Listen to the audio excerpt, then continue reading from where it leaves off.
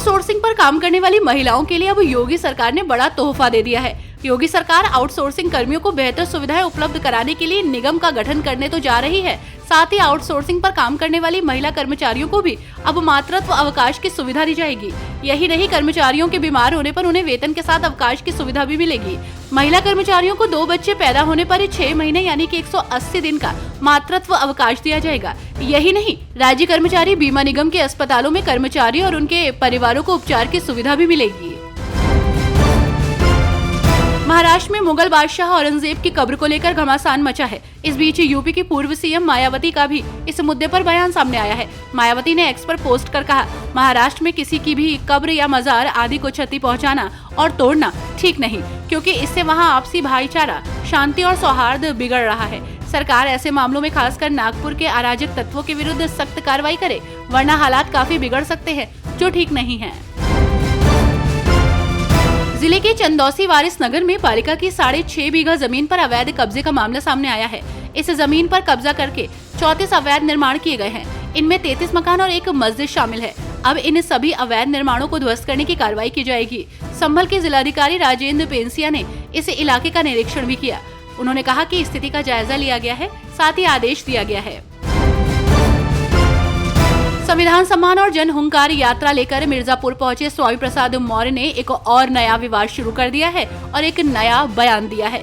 उन्होंने पत्रकारों से बातचीत करते हुए कहा, बीजेपी महात्मा गांधी की हत्या पर चर्चा नहीं करती। अगर औरंगजेब क्रूर था तो गोडसे महाक्रूर था।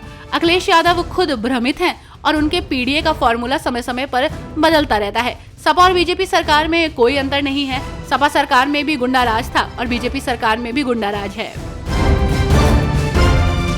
महाराष्ट्र स्थित नागपुर में हुई हिंसा पर उत्तर प्रदेश में समाजवादी पार्टी और भारतीय जनता पार्टी के बीच वाक युद्ध शुरू हो गया है। एक और जहां बीजेपी ने इस घटना की निंदा की है, तो वहीं सपा ने महाराष्ट्र में सत्ताधारी दल पर ही आरोप मढ़ दिए हैं। समाजवादी पार्टी के नेता और राज्यसभा के सांसद रामगोपाल यादव ने कहा कि बीजेपी यही चाहती थी और वही हो रहा है। महाराष्ट्र में नागपुर हिंसा पर आजाद समाज पार्टी काशीराम के नेता और नगीना से सांसद चंद्रशेखर आजाद ने भी प्रतिक्रिया दी। उन्होंने भारतीय जनता पार्टी पर निशाना साधा और कहा कि ये 2 गज नीचे जा रही है। सोशल मीडिया साइट एक्स पर लिखा, जब दुनिया अंतरिक्ष की गहराइयों में जा रही है, तब सत्ताधारी भाजपा जमीन के 2 गज नीचे जा रही है।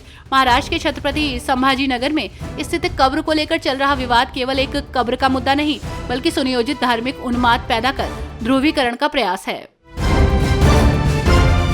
कांग्रेस सांसद इमरान मसूद की याचिका पर इलाहाबाद हाईकोर्ट में सुनवाई आज होगी। हाईकोर्ट में इमरान मसूद ने क्रिमिनल रिवीजन दाखिल की है। इमरान मसूद पर पीएम मोदी के खिलाफ हेट स्पीच पर मुकदमा दर्ज है। साल 2014 के लोकसभा चुनाव के दौरान हेट स्पीच देने का आरोप है।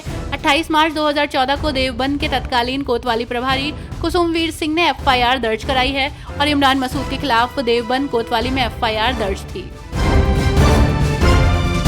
उत्तर प्रदेश के पुलिस विभाग में तबादलों का दौर जारी है। योगी सरकार ने एक बार फिर मंगलवार को 32 आईपीएस अधिकारियों के कार्यक्षेत्र बदल दिए हैं। इनमें बीते दिनों डीआईजी के पद पर प्रमोशन पाए 12 अधिकारियों को नई जिम्मेदारी सौंपी गई है। इससे पहले सोमवार को योगी सरकार ने प्रांतीय पुलिस सेवा के 11 अधिकारियों के तबादले किए थे।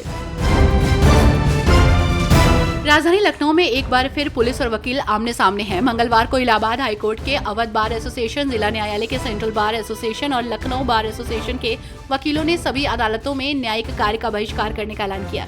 गोमती नगर के विभूतिखंड थाने में 14 मार्च को वकीलों के साथ कथित बदसलूकी, मारपीट और अधिवक्ताओं के खिलाफ झूठे आरोपों में मुकदमा दर्ज किए जाने का ये विरोध है। इंडियन प्रीमियर लीग यानी कि आईपीएल 2025 के रोमांचक मुकाबले से पहले लखनऊ सुपर जायंट्स की टीम ने ओनर संजीव गोयनका और कप्तान ऋषभ पंत के साथ मुख्यमंत्री योगी आदित्यनाथ से भेंट की है। इस दौरान मुख्यमंत्री ने टीम के खिलाड़ियों, कोचेस और प्रबंधन से जुड़े वरिष्ठ अधिकारियों को आगामी आईपीएल सीजन के लिए शुभकामनाएं भी दी हैं।